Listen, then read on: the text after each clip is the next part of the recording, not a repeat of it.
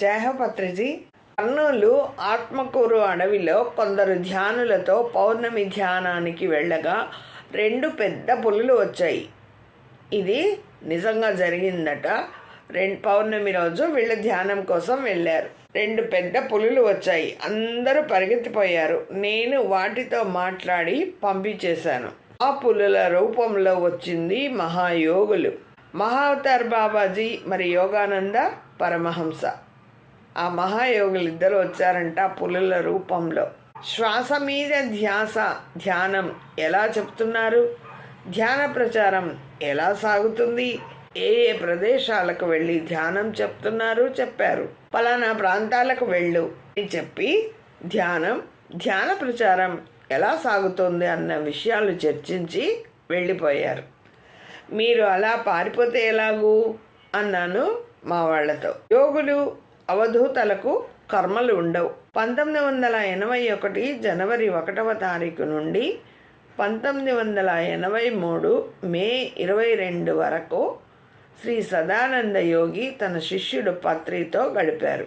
చివరగా ఒకానొక రోజు 1983 ఏప్రిల్ 16న గురువు గారు శ్రీ సదానంద యోగి గారు పత్రిని పిలిచి మన గురువు గారైన పత్రి సార్ని పిలిచి, సుభాష్, ఇక్కడ నేను వచ్చిన పని అయిపోయిందోయ్, నాకు ఒక సమాధి స్థలాన్ని చూసి పెట్టబోయ్ అన్నారు.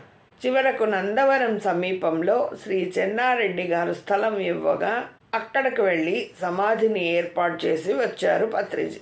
శ్రీ సదానంద యోగి 1983 మే 22న వారి శరీరాన్ని వదిలిపెట్టారు. ఆ సమయంలో పత్రిజీ, శ్రీ రామచంద్రారెడ్డి గారు, డాక్టర్ పినాకపాణి గారు ఉన్నారు. తర్వాత శరీరాన్ని పత్రిజీ తమ కంపెనీ వ్యానులో తీసుకెళ్ళి సమాధి చేశారు. శ్రీ సదానంద యోగి మరణించిన తర్వాత సమాధి చేశారు. సదానంద యోగి సమాధి స్థలం దాత చెన్నారెడ్డి గారు, శ్రీ చెన్నారెడ్డి గారు, నందవరం గ్రామం, కర్నూలు జిల్లా. అక్కడే ఇప్పుడు కూడా సమాధి ఉంది. ఈ పౌర్ణమికి, వచ్చే పౌర్ణమికి గురు పౌర్ణమి జరుగుతుంది. చాలా సంబరంగా, అంగరంగ వైభవంగా జరుగుతాయండి. ప్రతి ఒక్కరూ కర్నూలు జిల్లా నందవరం వెళ్ళి మనందరి గురువు గారైన శ్రీ సదానంద యోగి గారి సమాధిని వీక్షించి అక్కడ ధ్యానం చేసి రండి.